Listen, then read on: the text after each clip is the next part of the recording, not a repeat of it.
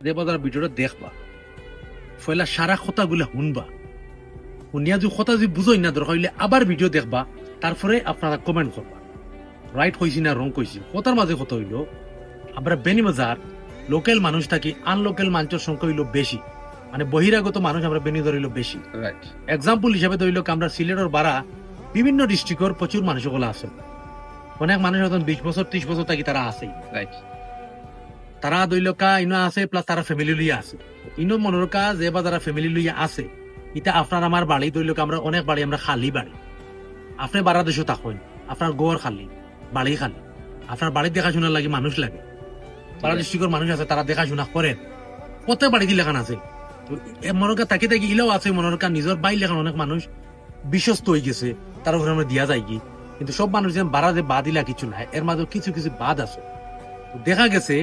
ইনর যে বা যারা আসুন লং টাইম থাকি তারা বেনিবাজার থাকে তারা জন্মকর্ম বেনিবাজার হইছে সেও যদি জিকায় তোমার বাড়ি খানো ডাইরেক্ট হইব বেনিবাজার তার হিকান হইতো নাই কারণ হে ও বাড়ি থেকে ফুটিয়া বড় হইছে তো ও যে রিসেন্ট যে ঘটনা ঘটের বা ঘটছে আপনার দেখুন যেন মানে মসজিদ দোকানি যাই যদি দেখুন যেন বেনিবাজার এরা লোকাল মানুষ না আন লোকাল মানুষ আপনার বিস্তারিত তুকাইলে বুঝতে পারবা কিন্তু নাম খারাপ ওর কোন জায়গায় এক সময় দেখা যাইব